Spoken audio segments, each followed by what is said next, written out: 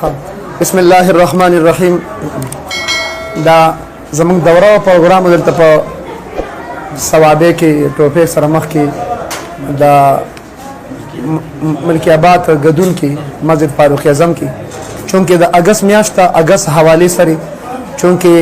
موږ ټول مسلمانانو او پاکستان مسلمانانو لپاره د خوشاله والا میاشت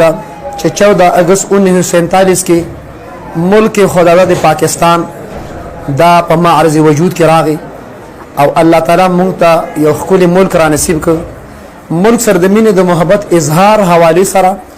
14 اگست په موقع باندې سکولونو کالجونو کې مختلف سرکاري غیر سرکاري غټو ځایونو کې د جشن ازادي حواله سره د پروګرام انعقاد کیږي. نو لہذا هر پاکستانی دا ذمہ ده چې مونږ په خپل پاکستان باندې اظهار مسرت کو او د پاکستان د پلیګ د جنډې احترام کو د پاکستان دفاع کو. هغه مناسبت سره تمام امت مسلمه ته زما د طرف نه دا پیغام دی د دې چینل په ذریعہ سره چې 14 اگست حواله سره په د اگست کې د هر پاکستانی په کور باندې د پاکستان جنډا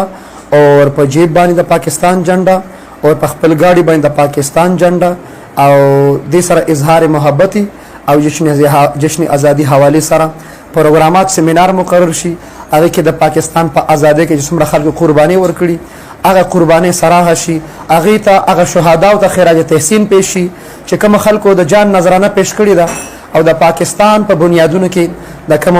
حضرات او علما او مشایخ او سپایانو او د آرمی د لیر او بهادر جانبازانو وینه د پاکستان په ازادۍ کې توی شوی 14 اگست کې یا 65 کې عزیز بټي شهید، راشد منهاز شهید، کرنل شیرخان شهید، دا څومره چې قرباني شوی دي هغه تمام شهدا او تمام خراج تحسین پیش کو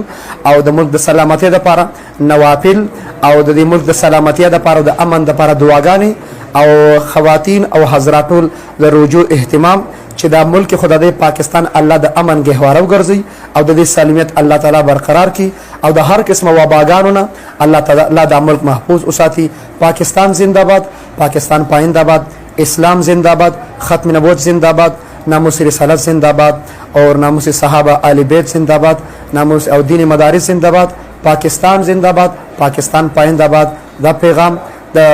چینل په ذریعہ سره سوشل میډیا په ذریعہ سره تمام امت مسلمه ته دا درخواست دا شیر کې او دا عام کې او دې ځل ان شاء الله د اگست د میاشت او 14 اگست داسې بهترین انداز کې موږ سلیبریټ کو چې ان شاء الله العزیز موږ د پاکستان د امن باره کې الله ته متوجه شو. په دا خبر باندې اکتفا کوم. زندگی باقی صحبت باقی، نہ موت سے ڈر ہے نہ جینے کا ارمان ہے، ایک جان ہے ناموس رسالت پہ قربان ہے. واخر دعوانا ان الحمدللہ رب العالمین.